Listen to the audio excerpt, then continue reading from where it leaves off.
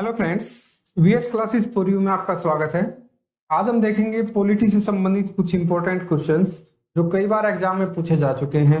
जब भी हम कोई एग्जाम देने जाते हैं कंपटीशन का, तो उसमें जीके का एक पोर्शन होता है और उसमें पॉलिटी के क्वेश्चन जरूर होते हैं और सबसे इजी सब्जेक्ट है पॉलिटी, तो उसके कुछ इंपॉर्टेंट क्वेश्चन आज हम देखेंगे। तो सबसे पहले शुरुआत करते हैं कि भारतीय संविधान में मौलिक कर्तव्य कब समाविष्ट किए गए। इसके जो ऑप्शन है आपके वो है 1971, 72, 75 या 1976। अगर आपको आंसर पता है तो आप कमेंट सेक्शन में लिख सकते हैं। जो मौलिक कर्तव्य हैं वो देखिए 42वें संविधान संशोधन अधिनियम द्वारा 1976 में संविधान में समाविष्ट किए गए थे। उससे पहले हमारे पास सिर्फ मौलिक अधिकार थे, मौलिक कर्तव्य नहीं थे। तो ये 1976 में सबसे पहले संविधान में समाविष्ट किए गए थे। नेक्स्ट क्वेश्चन देखेंगे हम कि भारत के संविधान के अंतर्गत कितने प्रकार की आपातकालीन व्यवस्थाओं पर विचार किया जा सकता है। तो भारत के संविधान के अंतर्गत बताइए कितने प्रकार की आपातकालीन व्यवस्थाओं पर विचार किया जा सकता है। तो ये 3 आपातकालीन अवस्थाएं हो सकती हैं। तो 352, 356 और 360 नंबर अनुच्छेद में दिया है। ये कौन कौन सी हैं, आप अनुच्छेद देख के बताइए हमें। 352, 356, 360 में है। ठीक है, तो 3 व्यवस्थाएं हैं जहां पे आपातकालीन घोषणा हो सकती है। तो ऑप्शन नंबर सी आपका हो जाएगा। कौन कौन सी हैं ये क्वेश्चन हम आपके लिए छोड़ देते हैं। संविधान का अनुच्छेद 352, 56 और 60 आप देख लीजिए। देखिए भारतीय संविधान की प्रारूपण समिति के अध्यक्ष कौन थे। ऑप्शन है डॉक्टर भीमराव अंबेडकर, पंडित जवाहरलाल नेहरू, डॉक्टर राजेंद्र प्रसाद या जेबी कृपलानी। तो जो संविधान जब बन रहा था तो अलग अलग समितियां उसकी बनाई गई थी। तो उसकी जो ड्राफ्ट कमेटी थी, जो उसका प्रारूप, जो उसका ड्राफ्ट तैयार कर रही थी, तो उसके जो अध्यक्ष थे वो थे डॉक्टर भीमराव अंबेडकर। ठीक है, नेक्स्ट देखते हैं। निम्नलिखित में किसके अंतर्गत आने वाले विषयों पर नियम बना सकने का संसद को एकमात्र अधिकार है। देखिए संघीय सूची, समवर्ती सूची, राज्य सूची, ए और बी दोनों ही। देखिए जो ये क्या है, संघीय सूची, समवर्ती सूची और राज्य सूची, कुछ कार्य ऐसे हैं जिन पर जो नियम है वो सेंटर बनाएगा, कुछ कार्य ऐसे हैं जिन पर जो नियम है वो स्टेट गवर्नमेंट बनाएगी, और कुछ कार्य ऐसे हैं जिन पे जो नियम है वो अपने हिसाब से राज्य सरकार भी तय कर सकती है और सेंट्रल गवर्नमेंट भी तय कर सकती है। ठीक है, जहां पे सेंट्रल गवर्नमेंट तय करती है नियम वो संघीय सूची है, जहां पे स्टेट गवर्नमेंट नियम तय करती है वो राज्य सूची है, और जहां दोनों ही गवर्नमेंट नियम तय कर सकती है वो समवर्ती सूची है। तो संसद को एकमात्र अधिकार है तो वो होगी हमारी संघीय सूची। ठीक है, नेक्स्ट देखेंगे हम। नेक्स्ट है हमारा, यदि लोकसभा के अध्यक्ष अपने कार्यकाल के समाप्त होने से पहले अपना पद त्याग करना चाहें तो वह किसे अपना त्याग पत्र प्रस्तुत करेंगे। ऑप्शन है राज्यसभा के अध्यक्ष को, सदन या लोकसभा के नेता को, लोकसभा के उपाध्यक्ष को या भारत के राष्ट्रपति को। देखिए लोकसभा का जो अध्यक्ष होता है, अगर वो अपना त्याग पत्र देना चाहें तो वो अपना त्याग पत्र देंगे लोकसभा के उपाध्यक्ष को। कई बार आ चुका है एग्जाम में ये क्वेश्चन। नेक्स्ट देखते हैं हम, चुनाव के समय किसी चुनाव क्षेत्र में चुनाव प्रचार कब बंद करना होता है। ये काफी ट्रिकी क्वेश्चन है।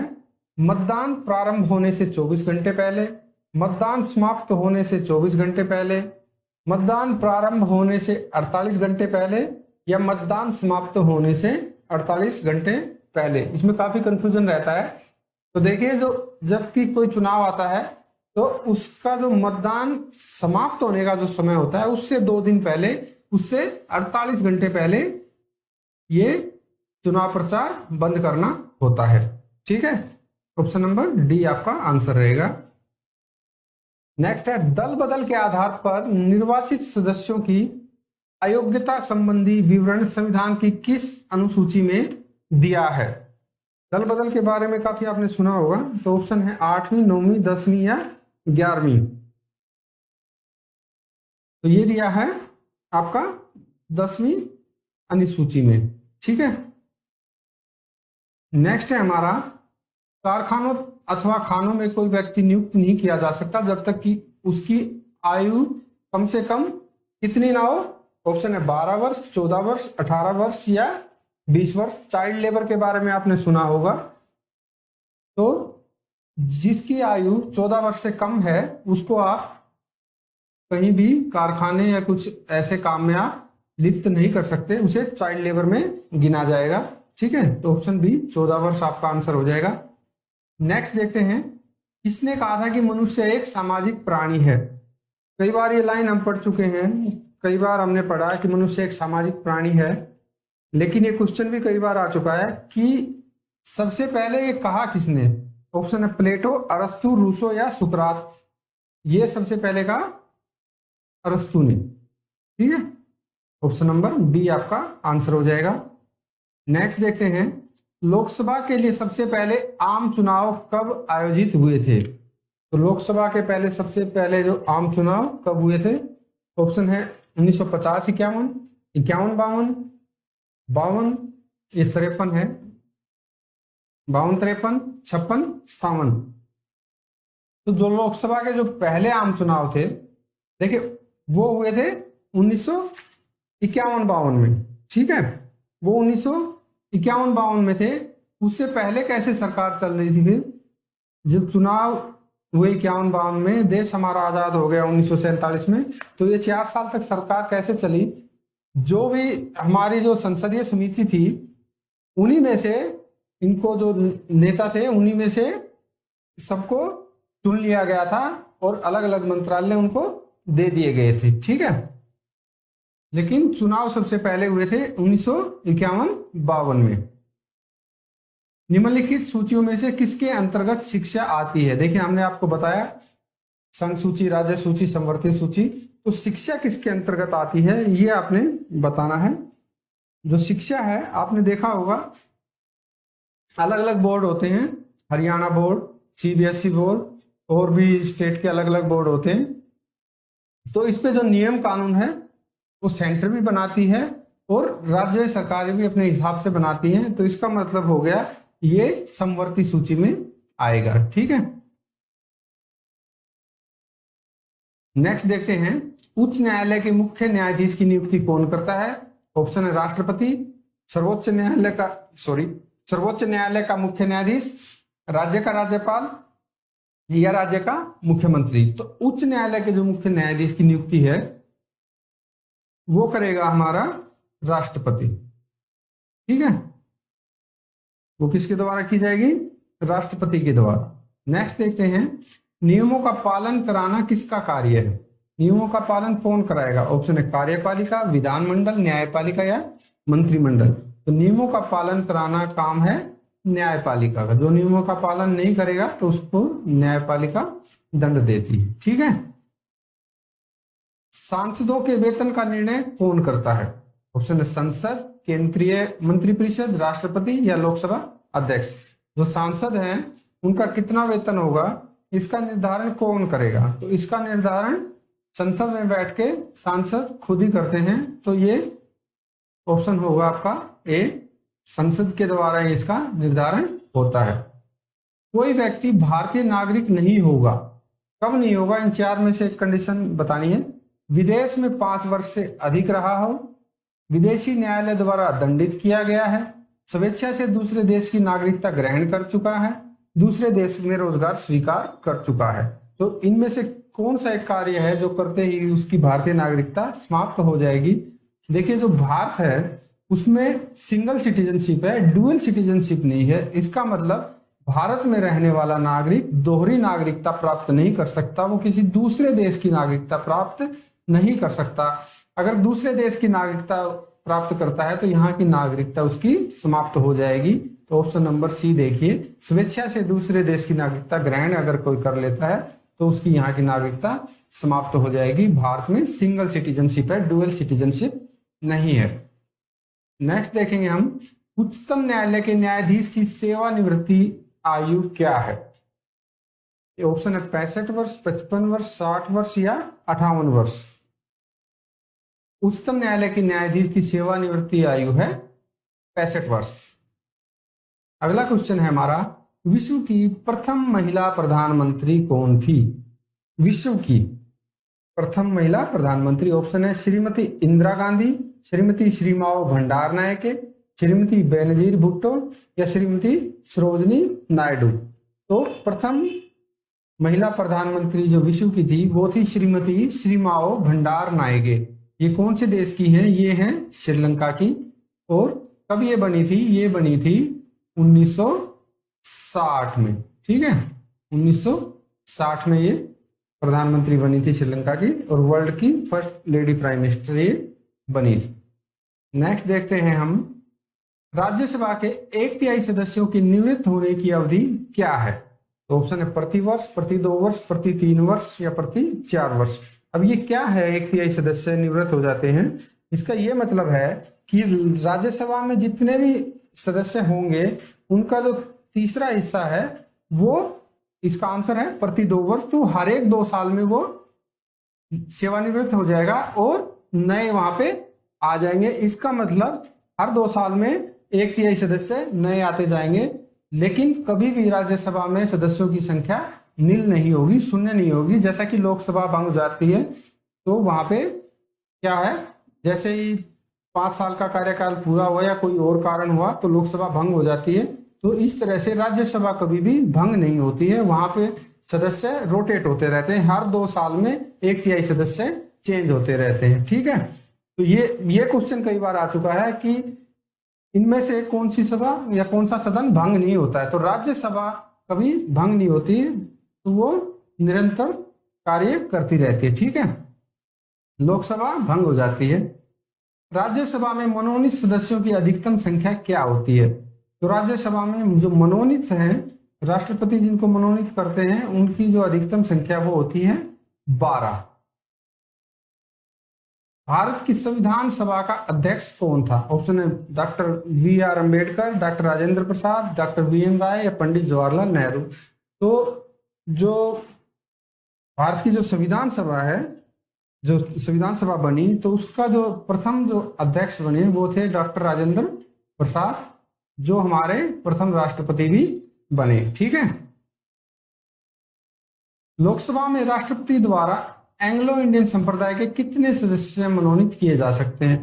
देखिए, अभी हमने देखा था एक क्वेश्चन जिसमें था कि राज्यसभा में अधिकतम कितने सदस्य मनोनीत हो सकते हैं, तो अधिकतम 12 सदस्य मनोनीत हो सकते हैं। एंग्लो इंडियन संप्रदाय के कितने सदस्य मनोनीत किए जा सकते हैं? तो ये किए जा सकते हैं 2 सदस्य। ठीक है, आगे देखते हैं, भारत के मुख्य निर्वाचन आयुक्त का कार्यकाल क्या होता है? ऑप्शन है 6 वर्ष या राष्ट्रपति की संतुष्टि तक, 6 वर्ष अथवा 65 वर्ष की आयु तक जो भी पहले हो, 5 वर्ष अथवा 60 वर्ष तक की आयु जो भी पहले हो। तो देखिए, जो भारत के मुख्य निर्वाचन आयुक्त होते हैं उनका जो कार्यकाल होता है वो 6 वर्ष का होता है या 65 वर्ष जो भी पहले हो जाए। ठीक है, या तो उनकी आयु 65 वर्ष पहले हो जाए या फिर उनका कार्यकाल 6 वर्ष का हो जाए। जहां भी पहले कंडीशन पूरी हो जाएगी वो उनका कार्यकाल समाप्त हो जाएगा। ठीक है, ऑप्शन नंबर सी आपका आंसर हो गया। नेक्स्ट देखते हैं, भारतीय संविधान सभा में राज्य नीति के निदेशक सिद्धांत को किस मुख्य कारण से सम्मिलित किया गया है? राज्य के नीति निदेशक तत्व, नीति निदेशक सिद्धांत आपने पढ़े होंगे, वो क्यों दिए गए? ऑप्शन है कल्याण राज्य की स्थापना के लिए, धर्मनिरपेक्ष राज्य की स्थापना के लिए, सरकार के स्वेच्छाचारी आचरण को रोकने के लिए, सरकार के विकास में आवश्यक अवसर प्रदान करने के लिए। तो वो जो नीति निर्देशक तत्व हैं वो लाए गए कल्याण राज्य की स्थापना के लिए। ठीक है, ऑप्शन नंबर ए। नेक्स्ट देखेंगे हम, निम्नलिखित में से कौन सा विषय संघ सूची के अंतर्गत समाविष्ट है? काफी क्वेश्चन आते हैं सूची के, समवर्ती सूची, केंद्र या संघ सूची या राज्य सूची। केंद्र या संघ सूची एक ही है। तो अब इसमें से ऑप्शन देखिए, पुलिस, जनगणना, भू आगम, लोक स्वास्थ्य और सफाई का प्रबंध। देखिए, पुलिस है सब स्टेट की अपनी अलग अलग होती है। भूआगम या लोक स्वास्थ्य सफाई, ये भी आपने देखा कि भाई सबके निगम अलग अलग हैं, सबकी रजिस्ट्रियां अपनी अलग अलग हो रही हैं, लेकिन जो जनगणना का कार्य है वो संघ सूची में आता है। ठीक है, वो सेंटर कराती है, सेंट्रल गवर्नमेंट के अंडर। जिला न्यायालयों के न्यायाधीशों की नियुक्ति किसके द्वारा की जाती है? देखिए, उच्च न्यायालय की राष्ट्रपति द्वारा और जिला न्यायालयों की राज्यपाल के द्वारा। ठीक है, नेक्स्ट देखेंगे, भारतीय संविधान में मतदान की आयु सीमा को 21 वर्ष से घटाकर 21 वर्ष से घटाकर 18 वर्ष कब किया गया? तो पहले जो था वोट देने का जो अधिकार था भारत में, उसके लिए न्यूनतम आयु चाहिए थी 21 वर्ष, लेकिन इसको कर दिया गया 18 वर्ष, ताकि और ज्यादा युवा ज्यादा से ज्यादा वोट कर सके। और ये कब किया गया? ऑप्शन है 88 में, 89 में, 1990 में या 1991 में। ये कब किया गया? ये देखिए, 61वां जो संविधान संशोधन था वो पारित हुआ 20 दिसंबर 1988 में, लेकिन वो लागू हुआ 28 मार्च 1989 में। तो जब क्वेश्चन इस तरह से आए कि कब लागू किया गया, तो लागू ये हुआ 1989 में। ठीक है, प्रस्ताव पारित हो गया था 1988 में, लेकिन लागू हुआ 1989 में 61वां संविधान संशोधन। ठीक है, उसके तहत ये 21 से 18 वर्ष किया गया। संविधान सभा के अस्थायी अध्यक्ष कौन थे? देखिए, ऊपर हमने एक क्वेश्चन पढ़ा कि संविधान सभा के अध्यक्ष कौन थे। हमने बताया भी डॉक्टर राजेंद्र प्रसाद उसके अध्यक्ष थे और वो हमारे प्रथम राष्ट्रपति भी बने। लेकिन जो पहली मीटिंग हुई थी उसमें जो उनके संविधान सभा जो थी, वहां पे जो वरिष्ठ व्यक्ति थे उनको अस्थायी तौर पर सदस्य चुना गया था।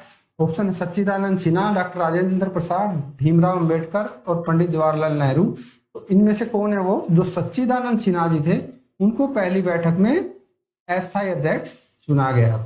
ठीक है, उसके बाद जो बैठक हुई तब राजेंद्र प्रसाद जी को स्थायी अध्यक्ष चुना गया था। तो अगर अस्थायी अध्यक्ष आता है तो हमारा आंसर रहेगा सच्चिदानंद सिन्हा। ठीक है,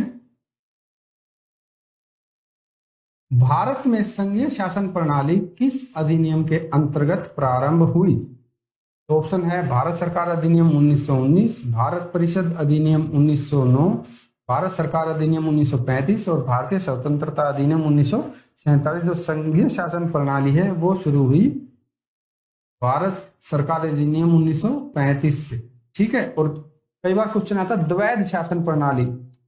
ठीक है, द्वैध शासन प्रणाली 1919 वाले से, तो अभी ये संघीय वाला 1935। ठीक है, भारतीय परिषद अधिनियम 1909 का पॉपुलर नाम क्या है? जो भारतीय परिषद अधिनियम आया था 1909 में, उसका नाम क्या है पॉपुलरली? हम किस नाम से जिसको जानते हैं?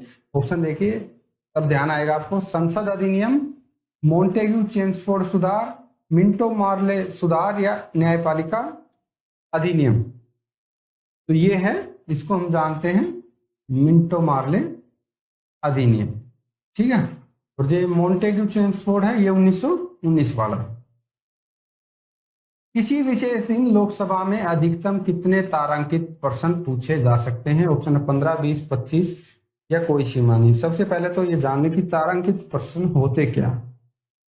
देखिए, एक होते हैं तारांकित प्रश्न स्टार्ड क्वेश्चंस, एक होते हैं अतारांकित प्रश्न अनस्टार्ड क्वेश्चन।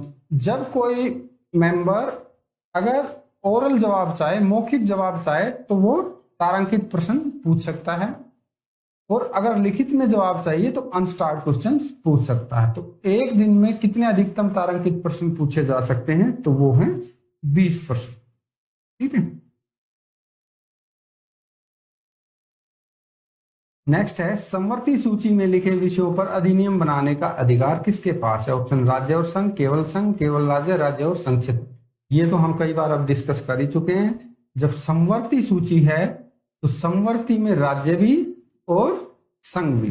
ठीक है, तो राज्य भी और संघ भी, तो दोनों की, जैसे हमने बात की थी शिक्षा, तो वो समवर्ती सूची में आ रहा था, हमने क्वेश्चन भी देखा। ठीक है, भारतवर्ष में मताधिकार की आयु किस ढंग से 21 वर्ष से घटाकर 18 वर्ष की गई। राष्ट्रपति के अध्यादेश द्वारा, संवैधानिक संशोधन द्वारा, कार्यपालिका आदेश द्वारा, संसदीय विधान द्वारा। देखिए पहले डिस्कस कर चुके हैं, 61 में संविधान संशोधन द्वारा ये किया गया था। तो अगर एक बार ढंग से पढ़ लें तो उससे कितने क्वेश्चन बने, क्वेश्चन नहीं छूटता है। ये देखिए इसका आंसर होगा संविधान संशोधन द्वारा। ठीक है, नेक्स्ट देखते हैं, लोकसभा की बैठक के लिए कम से कम कितने सदस्यों का कोरम होना चाहिए। ऑप्शन 50 सदस्य, कुल सदस्य की संख्या का 1/4 भाग, सदन की कुल सदस्य संख्या का 1/10 भाग, या 100 सदस्य। तो देखिए कोई भी बिल पास कराना है या कार्रवाई चलानी है तो आपको कम से कम कोरम पूरा करना है लोकसभा में। ठीक है, कोरम क्या है कि वहां पे जितने जो कुल सदस्य हैं उसका 1/10 भाग प्रेजेंट होना जरूरी है। तो ऑप्शन नंबर सी आपका आंसर हो जाएगा। नेक्स्ट है, उस संसदीय समिति को जो भारत के नियंत्रक महालेखा परीक्षक की रिपोर्ट का समीक्षण करती है क्या कहा जाता है। ऑप्शन प्राक्कलन समिति, प्रवर समिति, लोकलेखा समिति, या स्थायी समिति। तो ये नियंत्रक महालेखा कैग आपने सुना होगा, जो उनकी रिपोर्ट होती है उनका जो समीक्षण करती है वो होती है लोकलेखा समिति। ठीक है, निम्नलिखित में से कौन से राष्ट्रपति लगातार 2 कार्यकाल के दौरान राष्ट्रपति पद पर रहे। ऑप्शन है doctor S Radhakrishnan, doctor Zakir Hussain, doctor Rajendra Prasad, VV Giri. तो लगातार 2 बार राष्ट्रपति पद पर रहे हैं डॉक्टर राजेंद्र प्रसाद। ठीक है,